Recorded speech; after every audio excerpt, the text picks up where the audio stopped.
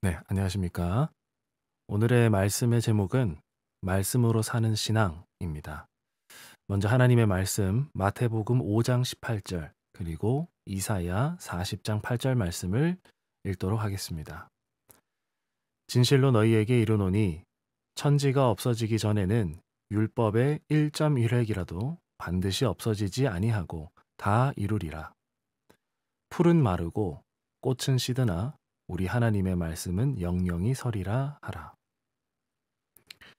네, 여러분 이 말씀을 듣고 여러분들은 어떤 마음의 감정을, 어떤 생각을 하십니까?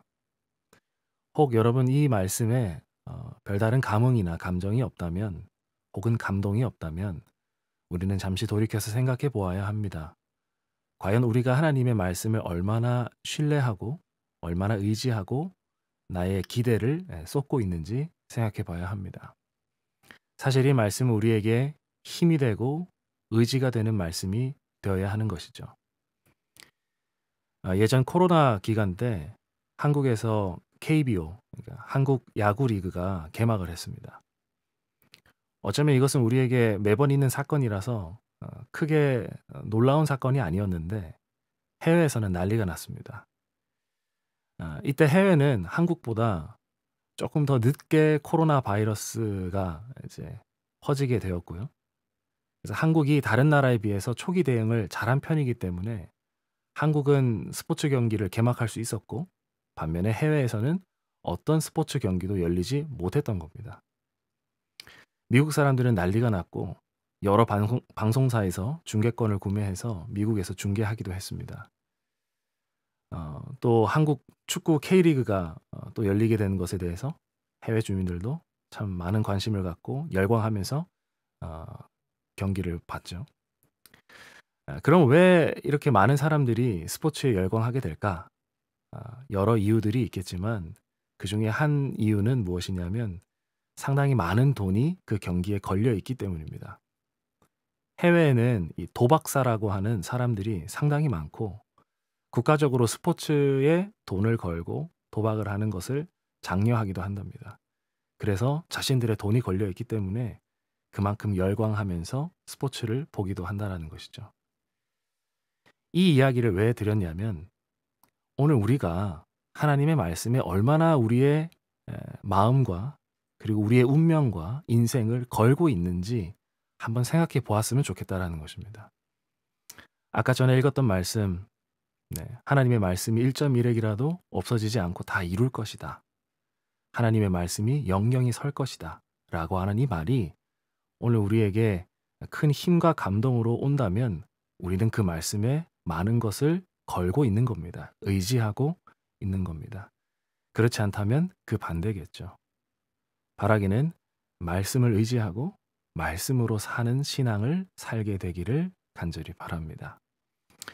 말씀으로 사는 신앙에 반대되는 형태의 신앙이 있습니다. 그것이 무엇이냐면 감정적으로 하는 신앙입니다. 우리는 간혹 우리의 감정이 짜증과 분노로 그리고 감정의 기복에 따라서 우리의 신앙도 자주 휘둘리게 되는 경험을 하곤 합니다. 하나님을 사랑하고 순종하고 동행하는 이 신앙의 길이 감정에 의해서 좌지우지 된다면 우리는 일정하고 잠잠한 신앙을 하지 못하고 자주 휘둘리는, 감정에 휘둘리는 그런 신앙을 하게 되는 것이죠.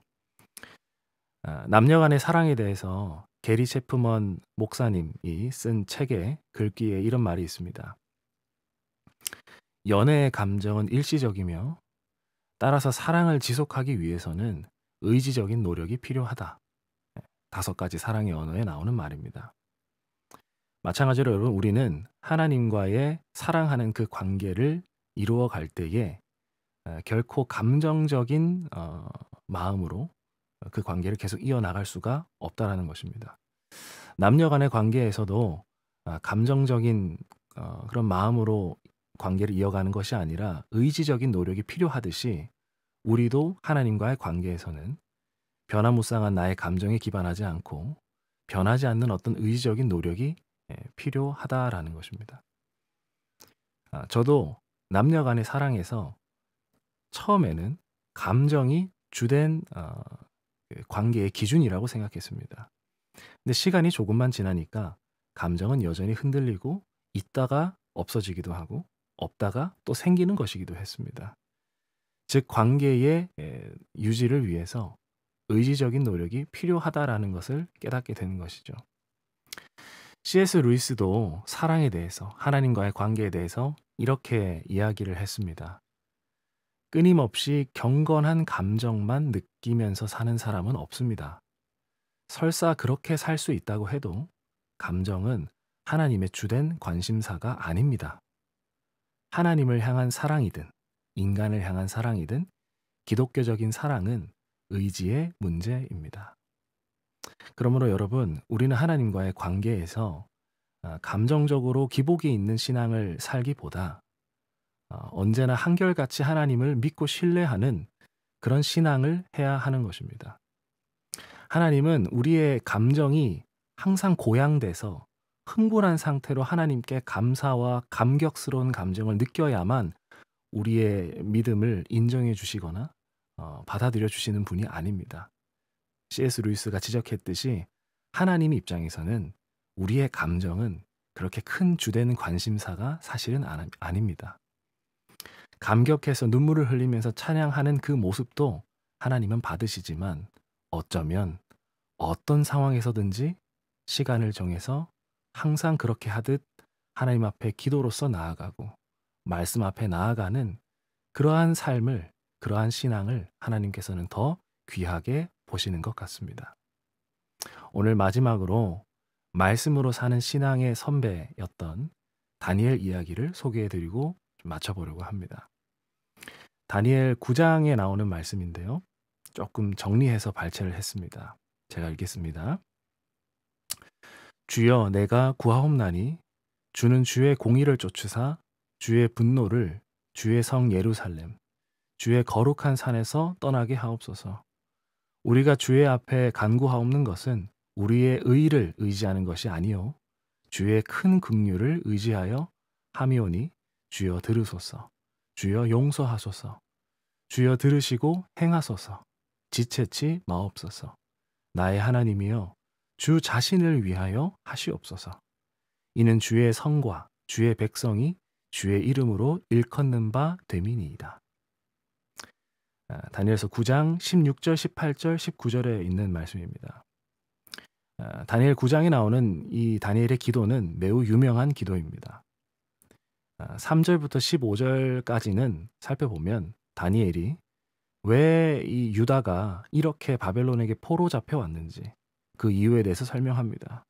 유다가 행악했고 반역했고 범죄했고 패역하였기 때문이다라고 설명합니다. 이러한 회개의 기도를 드린 후에 뒤이어서 간구하는 내용이 나오는데 이렇게 얘기를 해요. 주께 구하옵나니 주는 공의를 쫓으사 하시옵소서. 공의를 쫓아주세요. 우리의 의를 의지하는 게 아니라 당신의 긍휼을 의지합니다. 하나님 당신을 위해서 주 자신을 위하여 하시옵소서 이렇게 얘기합니다. 이렇게 다니엘은 감정적으로 호소하거나 혹은 자신들을 그냥 일방적으로 불쌍히 여겨달라고 이야기하는 것이 아니라 하나님의 변치 않는 공의로움과 그분의 품성을 의지해서 다시 말해서 그분의 말씀을 의지해서 이러한 돌이킴을 이스라엘 백성들을 다시금 회복시켜 달라고 하는 기도를 하고 있는 것입니다. 이렇게 다니엘이 간구할 수 있는 근거가 되는 말씀이 있는데 그것이 무엇이냐면 다니엘 9장 2절에 이렇게 기록되어 있어요. 나 다니엘이 서책으로 말미암아 여호와의 말씀이 선지자 예레미야에게 임하여 고하신 그 연수를 깨달았나니 곧 예루살렘의 황무함이 70년 만에 마치리라 하신 것이니라. 즉 다니엘은 이렇게 하나님의 말씀에 근거해서 기도할 수 있었던 이유는 예레미야 선지자의 글을 보면서 하나님께서 약속하신 70년이 이제 거의 맞춰져 간다는 사실을 그가 깨달았기 때문입니다. 즉 다니엘이 이렇게 기도할 수 있었던 것은 예레미야 선지자의 그 글에 의지해서 즉 말씀에 모든 희망과 기대를 걸면서 기도했던 겁니다. 그래서 하나님의 공의로우심과 그분의 긍휼하심과 하나님의 그 자신이 약속하신 그 약속에 따라서 행하시는 그 하나님의 노력을 주장하면서 그렇게 기도했던 것입니다. 네, 사랑하는 성도 여러분, 오늘 여러분들은 하나님의 말씀에 얼마나 여러분들의 인생을 걸고 계십니까? 진실로 너희에게 이르노니 천지가 없어지기 전에는 율법의 1.1획이라도 반드시 없어지지 아니하고 다 이루리라. 풀은 마르고 꽃은 시드나 우리 하나님의 말씀은 영영이 서리라 하라. 어떤 사람들은 이 말씀을 구원의 확신의 말씀으로 받아들이고 마음에 떠올리고 힘을 얻을 수도 있을 것 같습니다.